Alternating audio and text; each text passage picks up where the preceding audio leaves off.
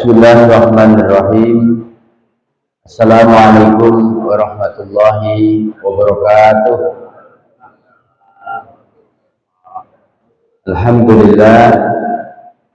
Alhamdulillahilladzi khalaqal mauta wal hayata liyabluwakum ayyukum ahsanu amala wa huwal azizul ghafur.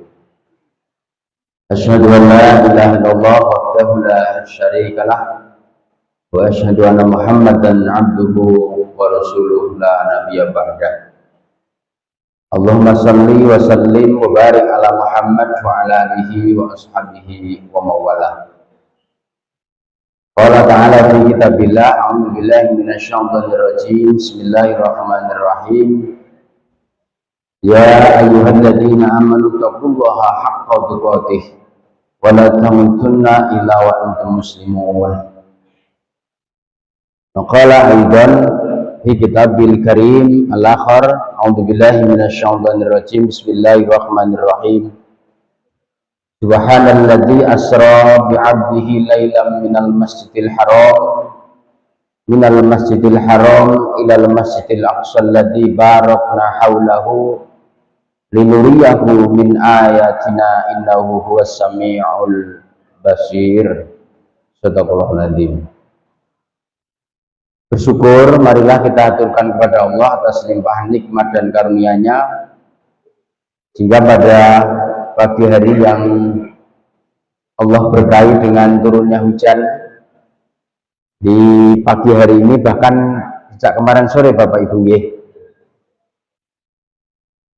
Hujan ini bagi orang-orang yang beriman ini merupakan berkah, karena banyak sekali ayat-ayat yang berbicara tentang hujan.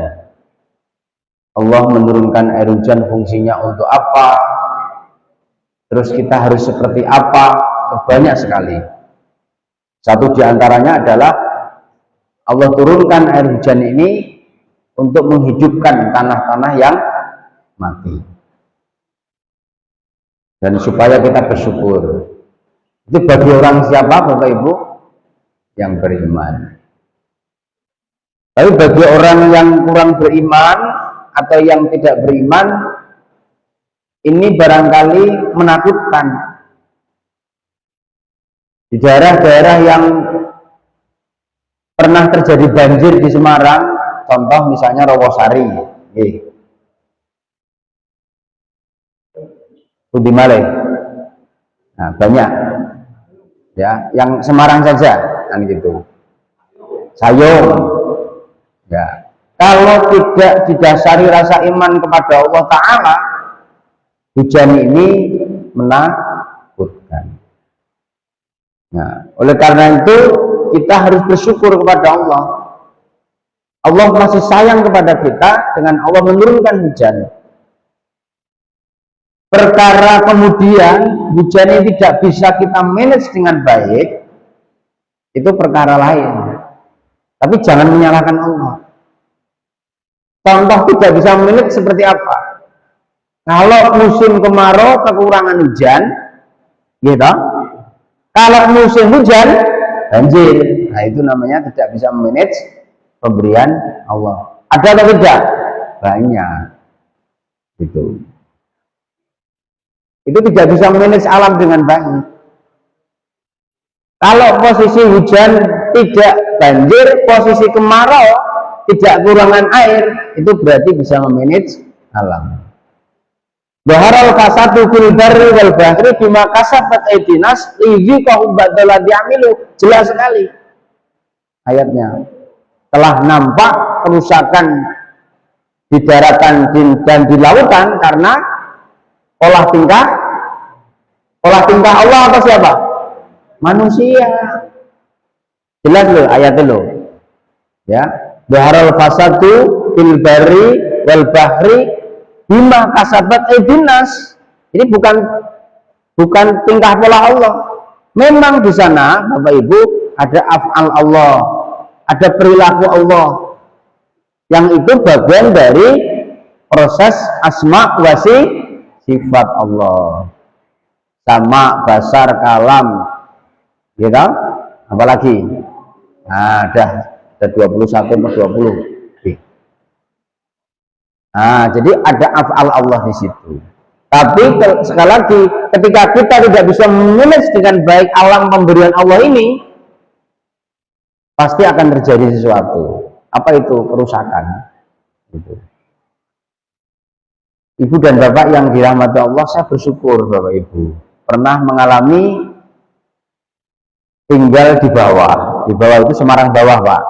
Ye, Semarang bawah. Bapak Ibu pernah nanti tinggal lama di Semarang bawah? Weh, betah ngisor atau munggah ya? Gitu. Iya, sama dengan saya. Lama Pak, saya tinggal di Semarang bawah itu sejak kuliah 94. Sampai menikah awal 2003 itu tinggal di bawah. Nah, qadarullah saya itu menikah dengan Mojang Priangan. Daerah dingin apa panas? Priangan itu pun Bu? Bandung.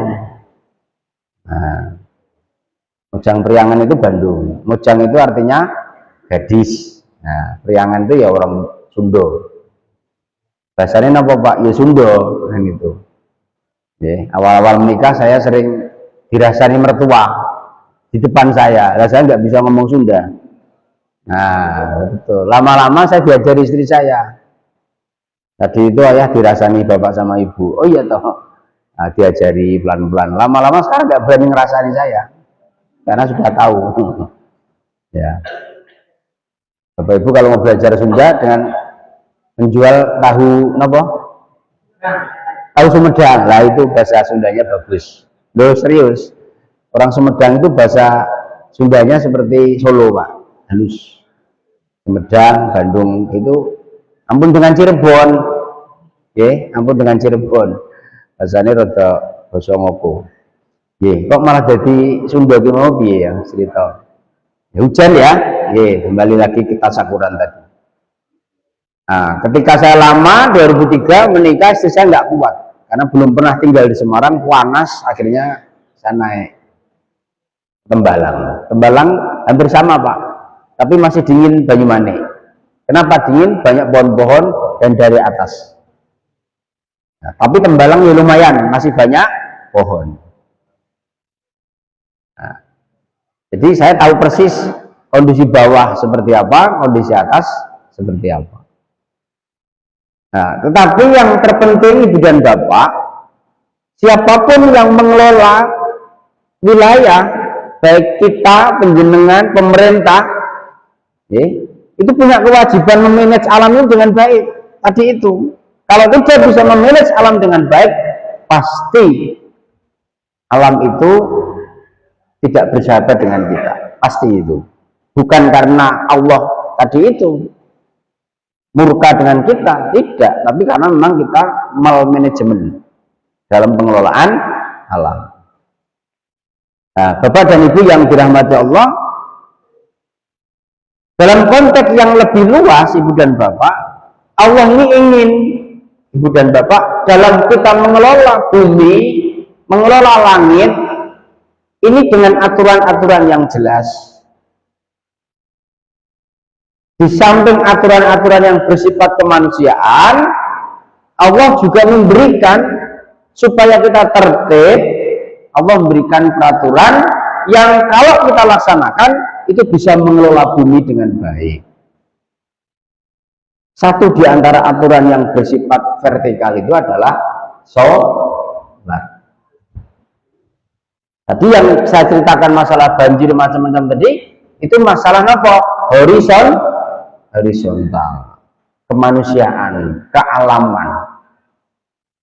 Ya contoh misalnya pun enten Pak RT niki. Enten sinten ngacung. Nah, Pak RT enten. Nah, kula nggih RT soalnya. Nah, Pak RT. Oke. Pak RT, saniki Pak RT kan enten gaji ya, Pak ya. Ada gaji. Pak RT harus mengelola wilayahnya. Itu. Bu RT ada Bu RT Rawo. Nah, Bu RT juga begitu, mengelola wilayahnya. Gaweannya wakah, Pak. Jadi RT ini Bu, gajinya sidik. Karena apa? Sosial tadi.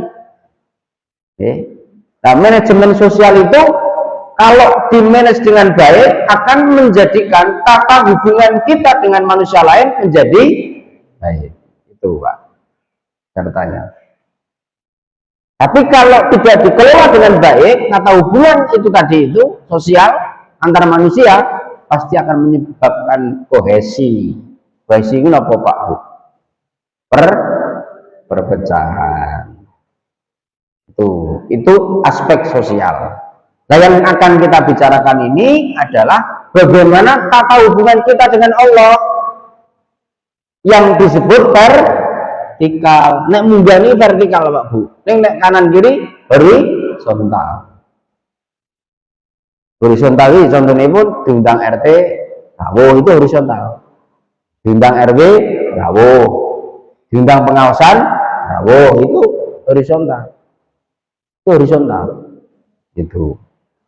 Nah, kalau kita diundang apapun misalipun ada teman tetangga sebelah yang menikahkan putra atau putrinya padahal satu RT, kita di rumah kita nggak hadir, kira-kira terjadi apa Pak? Iya, rerasanan ya jane apa orang ngerti toh kan gitu ya. Tanggane mantu kok ning omah, motore ya ana lengkap, mobil ya ana, kok ora metu blas. Ada Pak seperti itu. Orangnya hadir di sini. Itu pasti terjadi kohesi Pak. Rerasan sing mboten sae. Itu hubungan apa tadi? Horizontal. Nah, kehidupan kita ini Bu dan Bapak tidak cukup hanya horizontal, tapi juga butuh vertikal. Kenapa? Karena kita diciptakan Allah. Tugas utama kita itu dua Bapak Ibu. Satu, mengabdi kepada Allah atau beribadah kepada Allah, dan yang kedua kita menjadi pemimpin khalifah di muka bumi yang tadi hubungannya dengan hubungan horizontal. Dasaripun pundi? Az-Zariyat. Wa ma khalaqtul jinna wal insa illa liya'budun. Tidaklah aku Allah sekali-kali menciptakan jin dan manusia kecuali untuk beribadah. Itu satu, tugas utama kita. Tugas yang kedua yang bersifat horizontal tadi apa? Surat Al-Baqarah 30. Ada yang mungkin hafal? Ya. Qala rabbuka lil malaikati inni ja'ilun fil ardi khalifah. Qalu ataj'alu fiha may yufsidu fiha wa yasfiku dima. Wa nahnu nusabbihu bihamdika wa nuqaddisu lak. Qala inni a'lamu ma la ta'lamun. Itu dialog antara Allah dengan malaikat yang saat itu sebelum Adam diciptakan, Allah sudah berkehendak, berkeinginan bahwa bumi ini harus dikelola supaya terjadi kesetimbangan, kebaikan. Nah, Allah kemudian berfirman kepada malaikat, beliau beri nama, Allah beri nama yang akan memimpin di muka bumi, namanya Adam. Maka Adam itu menjadi makhluk pertama. Bisa disebut sifat, bisa disebut jism, Ibu dan Bapak. Ini bahasa Arab ya. Sifat namanya Adam, tapi juga jism, fisik, karena ada bentuknya. Itu namanya Adam. Nah, itu tugas utama kita dua tadi. Tugas yang bersifat vertikal surat Ad-Dariyat 56, tugas yang bersifat horizontal surat Al-Baqarah ayat 30. Nanti yang ayat 30 lain waktu ya. Nah, yang kita bicarakan ini adalah yang bagaimana tugas tanggung jawab kita kepada Allah berupa ibadah. Khususnya apa? Sholat kita.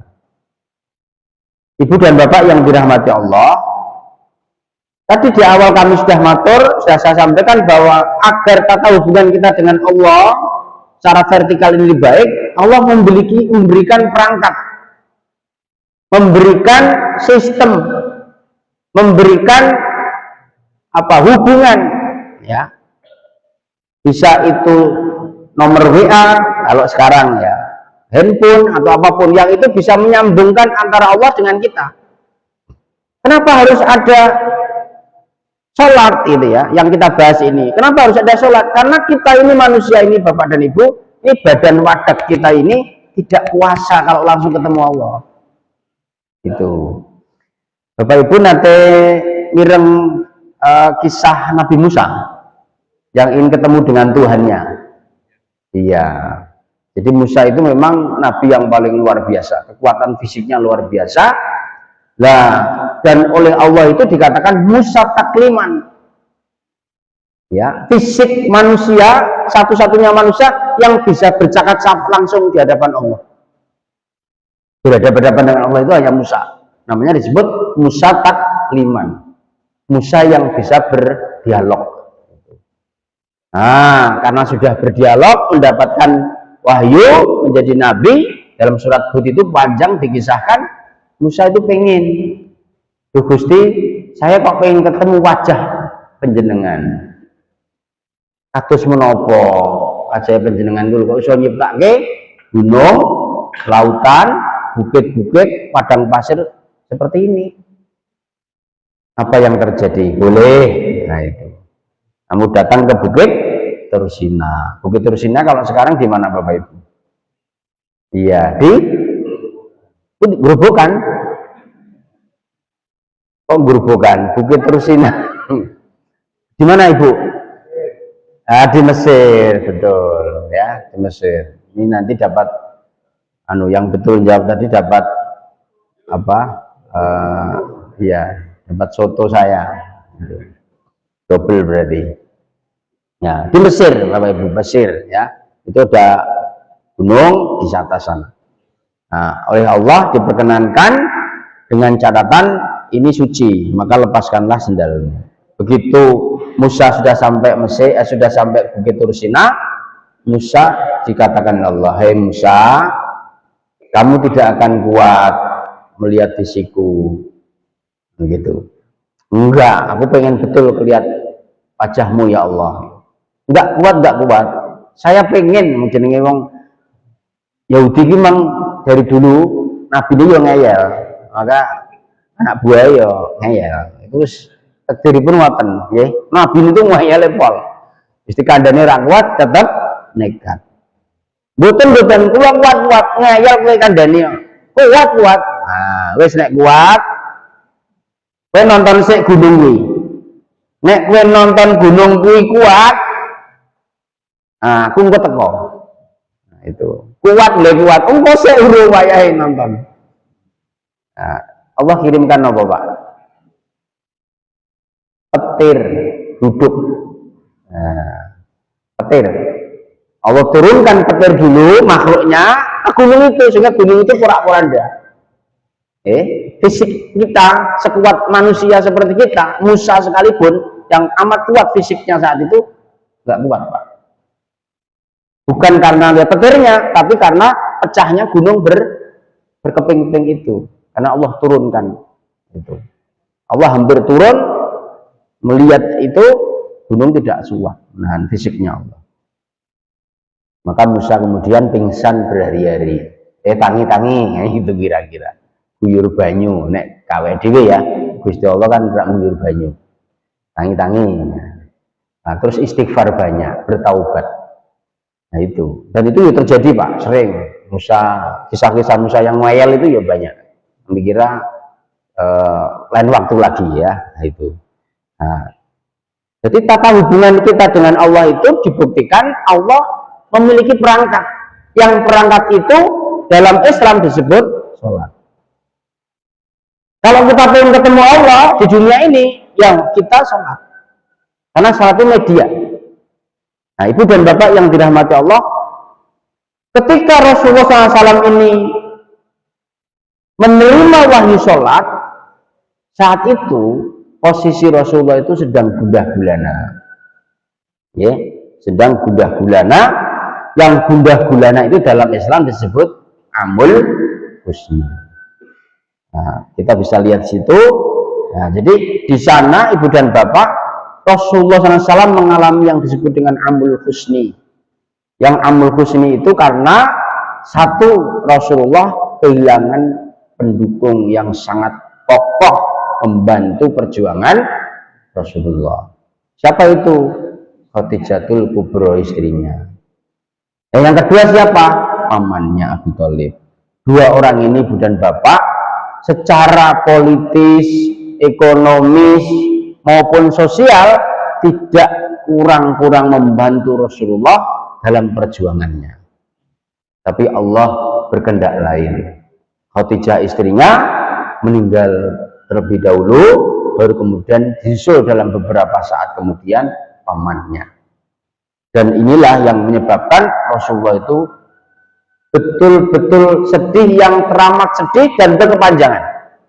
Nah, Allah tidak mau Rasul utusan terakhir itu sedih berkepanjangan sehingga melupakan tugas utama yang menuntaskan risalah Allah. Maka Allah kemudian Isra dan Mi'rajkan Rasulullah ke Sidratul Muntaha, kemudian ke Arsy. Yang dalam kisahnya tidak lama ibu dan bapak. Dalam kisah itu ya antara jam 12 lebih sedikit sampai jam 4. Sebelum subuh Nabiullah Muhammad SAW sudah sampai Masjidil Haram. Ini artinya bahwa perjalanan Rasulullah itu teramat sangat pendek, tetapi durasi, substansi, materi itu sangat luar biasa. Ini yang kemudian, yang pertama kalau kita bisa lihat dari kisahnya Isra Mi'raj itu adalah hikmah perjalanan spiritual Rasulullah, di mana beliau Rasulullah menerima wahyu sholat, yang wahyu sholat ini di samping sebagai tata hubungan kita dengan Allah, juga merupakan hiburan, menghibur Rasulullah.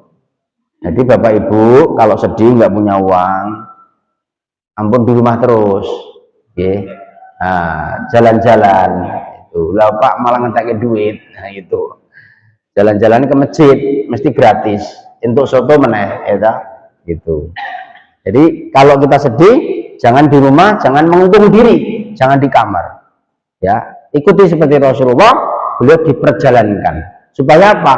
Supaya lejar pikire. Nah, bisa Jawa nggih, apa itu lejar pikire iki?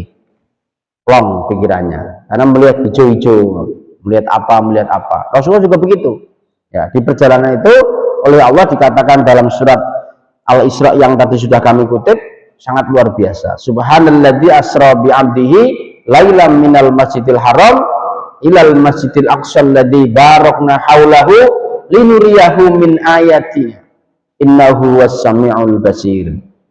Maha suci Allah yang telah memperjalankan hamba-hambanya pada suatu malam dari Masjidil Haram ke Masjid Aqsa yang telah kami berkahi sekelilingnya, agar kami perlihatkan kepadanya sebagian tanda-tanda kebesaran kami. Sesungguhnya dia maha mendengar lagi maha mengetahui.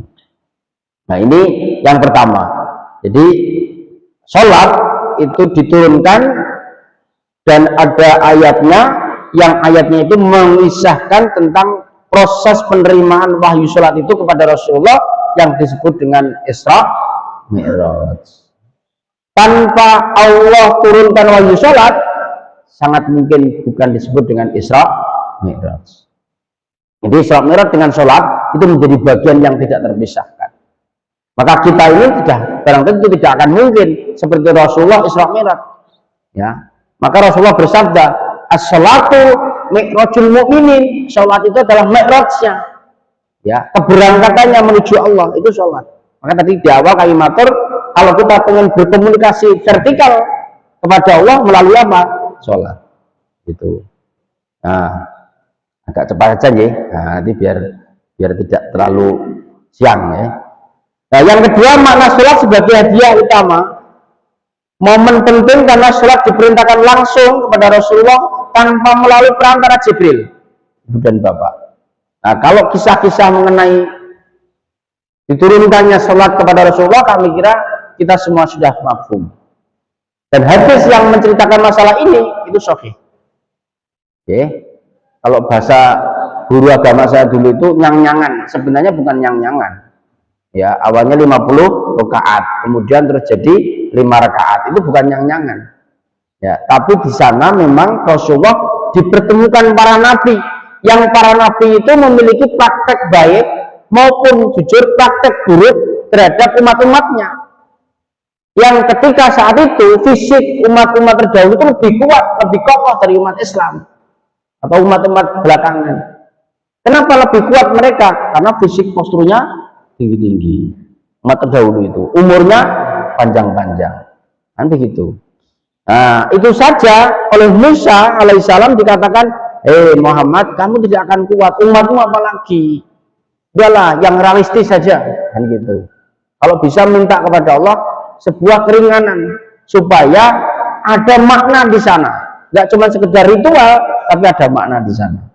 Maka Rasulullah kemudian mendiskusikan ya apa yang didapat seperti itu kepada Musa dan para nabi yang lain, dan pada akhirnya Allah memperkenankan tidak 50 rakaat tetapi 5 waktu. Kalau 50 rakaat kira-kira ibu dan bapak bisa nyoto mboten pagi ini. Wangel. 50 rakaat dibagi 5 itu berarti berapa? 10. Subuh 10 rakaat. Rong rakaat itu kadang-kadang ra rawuh ya toh. Nah gitu. Pemenang udan-udan kayak ngene. Gitu. Coba Pak Takmir, ini yang rawuh pagi ini istiqomah stabil mboten dengan yang tidak hujan? Pasti berkurang toh. Nah itu. Beralasan hujan ora apa-apa nang omah gitu. Itu. Nah, jadi itu 50 kali itu dirubah menjadi 50 waktu, tapi dengan kualitas, dengan pahala yang sama. Itu. Jadi kita dimudahkan. Itu yang kedua, dan Bapak. Dan yang ketiga, dimensi ilmiah dalam Isra Mi'raj berlangsung dalam waktu yang singkat, namun Rasulullah menempuh perjalanan yang sangat jauh. Nah, ini dalam teori.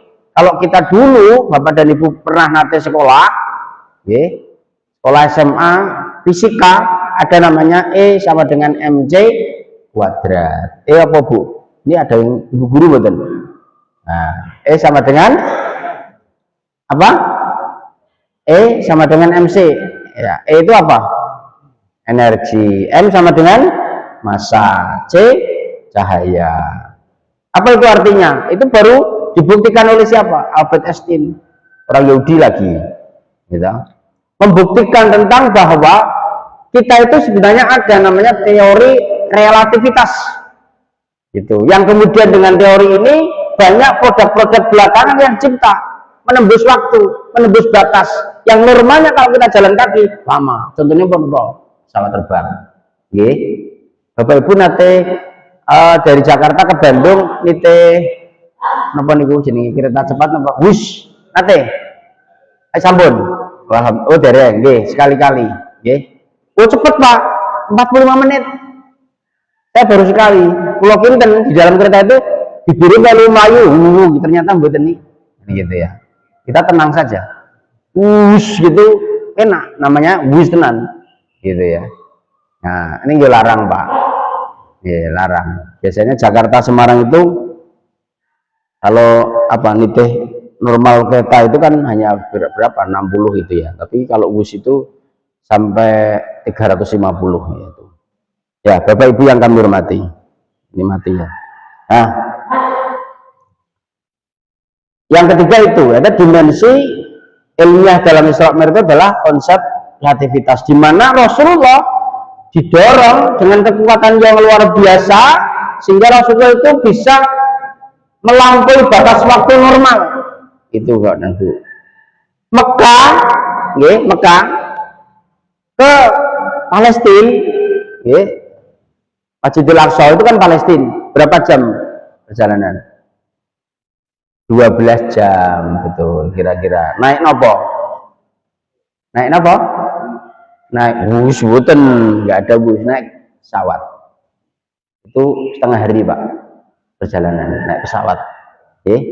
Nah, ini Mesir ke Arab ke Madinah itu paling hanya 1,5 jam Jakarta Semarang. Tapi kalau sudah Mekah ya ke Palestina itu 12 jam. Nah, 12 jam itu belum naik ke langit 7. Nah, kalau 1 tahun cahaya itu sekitar 52.000 tahun. Kira-kira 1 tahun cahaya itu kira-kira. Ya, percepatannya seperti itu. Berarti kalau dihitung itu ya tinggal dikalikan berapa kali Rasulullah itu berapa jam. Berarti kalau jam taruh kata 12 jam normalnya, karena itu 4 jam dibagi 2 jam. Kan gitu nggih. Dari Masjidil Aqsa ke Sidratul Muntaha itu kan kira-kira hanya 2 jam. Itu sudah pulangnya juga. Gitu. Nah, tinggal dikalikan. Normalnya itu ya mungkin 52.000 ya, tahun cahaya. 1 tahun cahaya itu sama dengan sekitar banyak berapa tahun gitu ya. Nah, intinya banyak. Normalnya itu ya tidak mungkin itu. Nah, disinilah kemudian Isra Mi'raj itu, Ibu dan Bapak, akal kita itu tidak masuk. Kita seringkali tidak memungkinkan otak kita, akal kita untuk menerawang memahami Isra Mi'raj. Kok ya mungkin ya, itulah. Makanya saat itu Ibu dan Bapak terjadi yang disebut dengan disparitas keimanan. Ada yang kemudian lepas dari Islam. Mereka keluar dari Islam karena melihat Rasulullah yang tidak masuk akal itu. Nah, Ibu dan Bapak, sesungguhnya para malaikat itu sudah biasa. Kalau kita lihat dalam surat Al-Ma'arij itu Allah berfirman, ta'rujul malaika berruhu ilaihi fi yaumin kana miqdar. Fi yaumin kana miqdaruhu khamsina alfasanah. Para malaikat dan Jibril naik menghadap kepadanya dalam sehari yang kadarnya 50.000 tahun. Jadi bolak-balik. Jadi kata bumi dengan Allah, Ars itu kira-kira kalau perjalanan normal itu adalah 50.000 tahun. Normal gitu ya. Nah, kapan kita sampai sana? Kan nggak mungkin. Nanti Rasulullah mungkin situ. Maka di sini akal kita itu sudah tidak memungkinkan. Ini non sewu pecah ya, Pak. Oh iya. Nah, ini ya supaya jamaah bisa mirsani. Ya, saya teruskan saja. Ya. Nah, kemudian yang keempat, Ibu dan Bapak yang dirahmati Allah,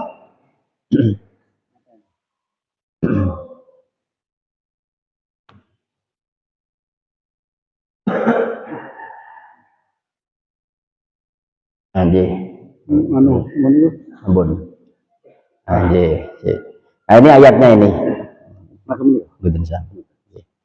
Nah, ini ayatnya. Jadi malaikat biasa naik turun gitu. Kalau hujan ini konon itu menjadi keberkahan bagi umat manusia. Setiap keberkahan itu pasti didampingi malaikat. Kita bayangkan setiap butir air hujan yang turun itu Allah mengirimkan malaikat untuk mendampingi, malaikat Israfil. Nah, berarti coba setelah turun hujan, malaikat langsung lari naik ke atas lagi. Yang kalau perjalanan normal, kata Allah, sama seperti kadarnya 50.000 tahun. Seperti itu. Nah, Rasulullah juga seperti ini. Kadarnya kalau perjalanan normal 50.000 tahun. Berarti 50.000 dikalikan 360. Kan setahun itu isinya berapa hari? 360. Jenengan kalikan. Nah, capek toh? Nah itu. Pak cepet toh Pak nang nyoto mikir malah hitung-hitungan. Nah itu. Nah itu yang ketiga. Yang keempat. Nah, Ibu dan Bapak yang dirahmati Allah, ini masih Isra Mi'raj dulu, nanti baru sholat. Nah, pelajaran apa yang kita bisa ambil, Ibu dan Bapak? Isra Mi'raj itu mengajarkan kesabaran dan keyakinan dalam menghadapi cobaan. Banyak orang yang saat itu tidak percaya akan proses terjadinya Isra Mi'raj, yang pada akhirnya yang tadi kami matur, mereka-mereka itu yang sudah punya keimanan yang mantap kepada Allah, pada Rasulullah, kemudian mereka-mereka menjadi kafir, mereka-mereka menjadi murtad. Dan itu terjadi, Pak. Daerah ini pun juga banyak. Karena pekerjaan, karena digoleki mantu. Kan gitu, nggih. Nah, itu ujian sebenarnya, ujian kebahagiaan, tapi karena nggak kuat, mereka pindah agama. Itu banyak, Pak. Banyak sekali. Nah, itu. Nah, oleh karena itu, Ibu dan Bapak, yang harus kita lakukan dalam konteks kita menerima amanah oleh Allah sebagai hamba Allah ini, diberikan perangkat berupa sholat, tentu harus kita maksimalkan sebagai sebuah sarana untuk berkomunikasi kita dengan Allah. Oke. Berkomunikasi kita dengan Allah. Maka sholat kita ini harus memungsi, harus mengejawantah, harus kita fungsikan dalam kehidupan nyata. Oke. Jadi vertikalnya dapat, horizontalnya dapat. Vertikalnya kita sholat khusyuk, tapi jangan hanya khusyuk saja. Bagaimana dengan sosial masyarakat?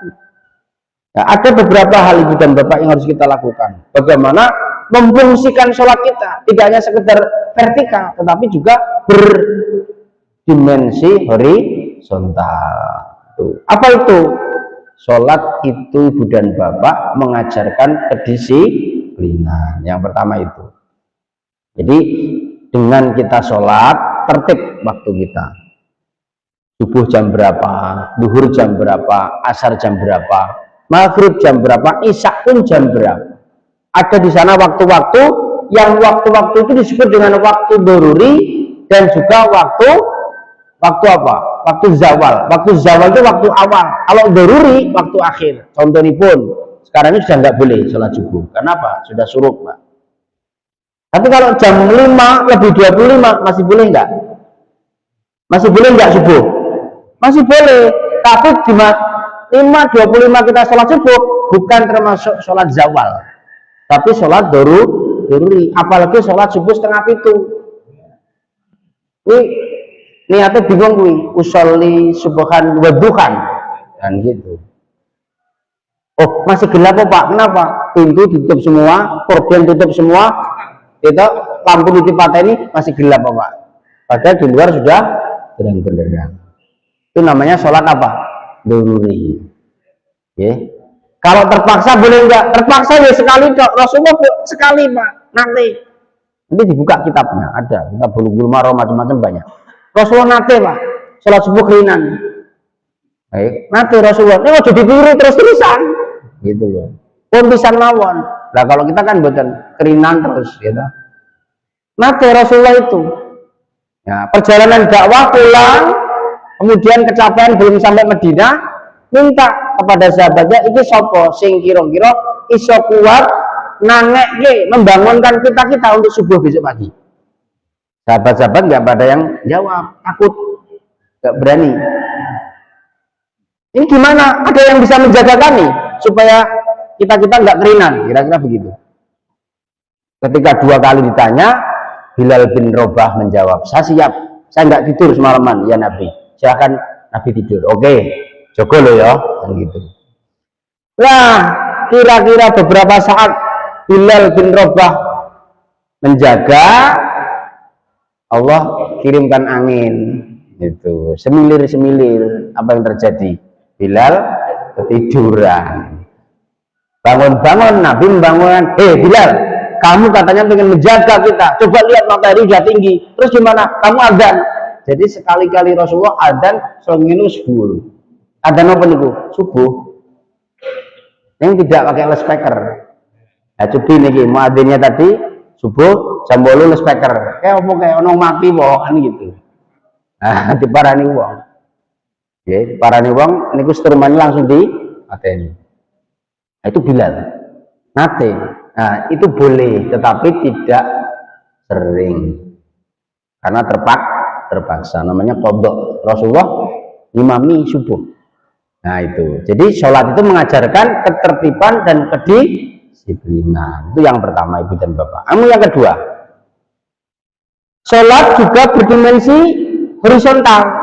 Tadi yang kami maksud ya, vertikal tadi kita betul-betul sholatnya bagus kepada Allah, berdampak horizontal. Yang pertama tadi disiplin. Yang kedua apa?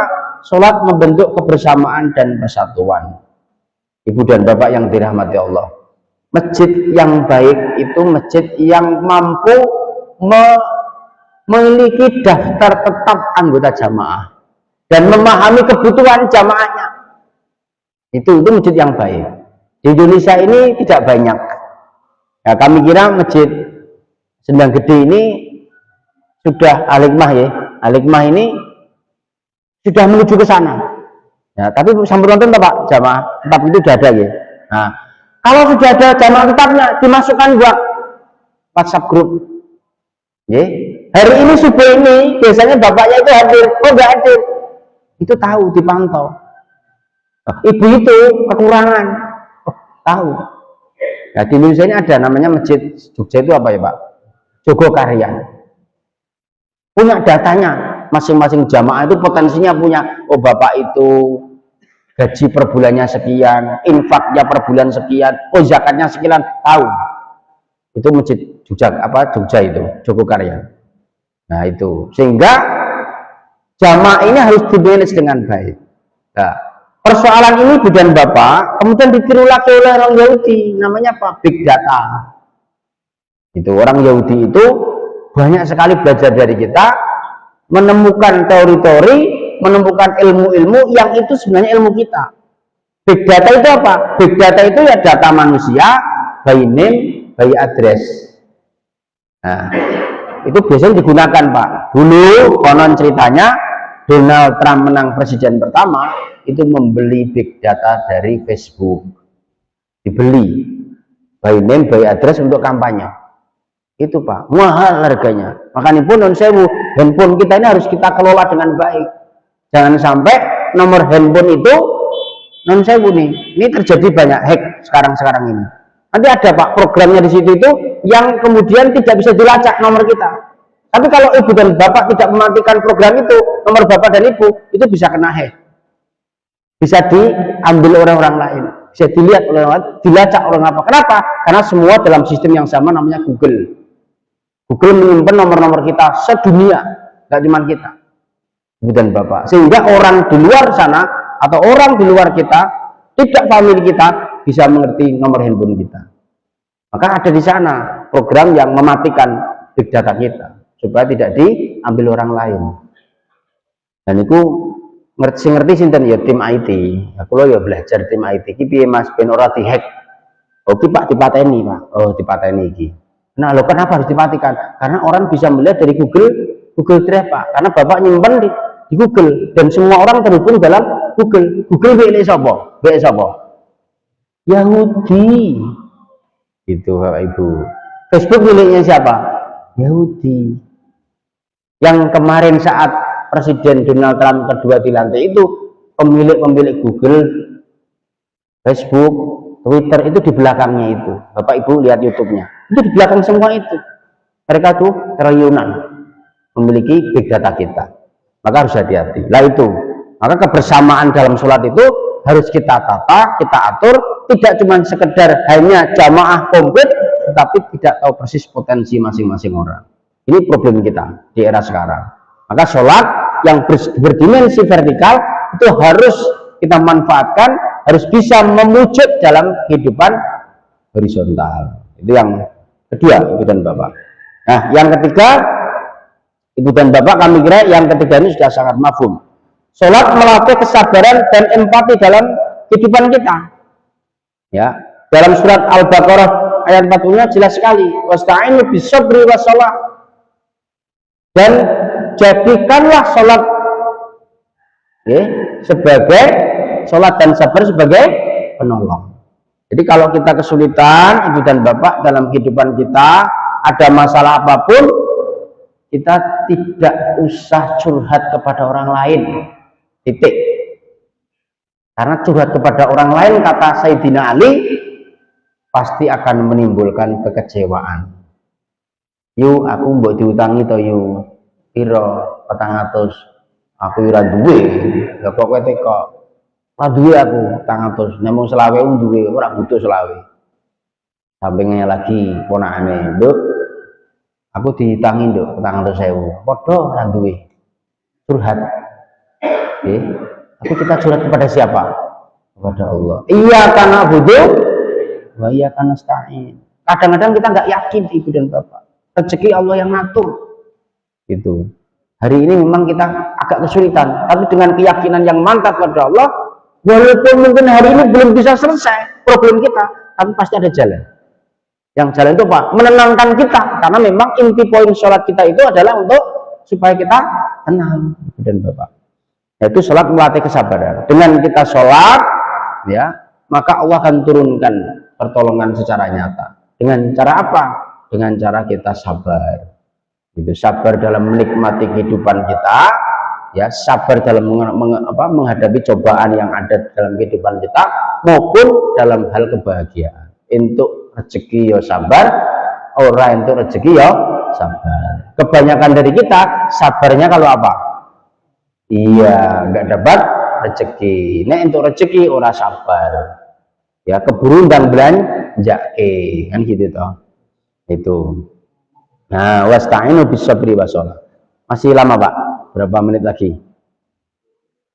Oh, jam 6. Nanti mungkin ada yang tanya jawab. Ini yang terakhir, slide terakhir. Yang keempat, sholat sebagai sarana membersihkan hati dan mencegah kejahatan. Kami kira ini sudah sangat mafhum ayat ini, ya. Wa aqimis shalah inna sholata tanha anil faksya'i wal munkar. Kalau orang Indonesia ini ibu dan bapak, sholatnya tertib, sholatnya bagus, khusyuk, memahami esensi sholat, nggak ada korupsi, Pak. Nggak ada korupsi. Mungkin ibu dan bapak sekarang ini sedang mengamati YouTube, okay? Pak Menteri Agama, okay? Pak Prof. Nasruddin, okay? Prof. Nasruddin itu Pak Menteri Agama itu sekarang itu pada posisi teratas, Pak. Okay? Kepuasan publik terhadap beliau itu paling atas. Ini saya bukan ngembuk Kemenak dalam arti enggak ya. Saya juga bukan orang Kemenak, gitu. Itu bukan pegawai Kemenak maksudnya. Tapi ini fakta. Okay? Pak Kemenak ini luar biasa. Okay? Prof. Nasruddin ini. Tapi coba dan ibu dan bapak kita ngelus jodoh. Okay? Saya tidak membandingkan. Apa pernah sebelum beliau Menteri Agama atau Kementerian Agama itu top anti korupsi yang paling pertama? Korupsi, Pak. Itu. Bahkan dulu-dulu, naudzubillah min dzalik, orang sudah menstigma jelek terhadap Kementerian Agama. Kepingin ngurus apa? Kenaikan. Nggo duit piro? Itu, Pak. Itu sudah di mana-mana. Bahkan kakak saya sendiri itu terjadi. 2 orang kakak saya itu, oh ya gelem toh, Pak. Nah, pripun? Kan gitu ya. Mbak, kowe ngurus itu, siapin duit. Itu terjadi betul. Oke. Terjadi betul. Bahkan yang paling dekat itu masalah jual beli kuota haji, ini betul. Walaupun dihitungkan nggak apa-apa.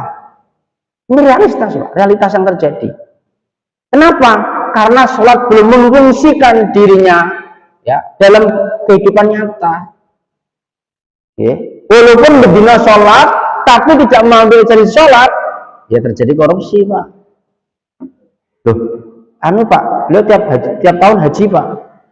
Nggak ada hubungan Ibu dan Bapak. Ya, karena apa? Belum sampai ke sini sholatnya. Ya, sholatnya itu masih apa? Mengerjakan sholat, belum menegakkan sholat. Kira-kira kalau orang berbuat maksiat dan mungkar, yang disalahkan ayat ini atau orangnya? Ibu dan Bapak. Orangnya atau ayatnya? Ini kan jelas sekali ya. Utlu ma uhiya ilaika minal kitab wa aqimis shalah inna sholata tanha 'anil fahsya'i wal munkar wa la dzikrullahu akbar wa wallahu ya'lamu ma tasna'un. Ayat ini kira-kira benar atau salah? Di sini dikatakan sesungguhnya sholat itu dapat mencegah perbuatan keji dan mungkar. Ayatnya betul apa salah? Kok masih ada korupsi? Berarti ayatnya bohongnya. Itu loh, Pak.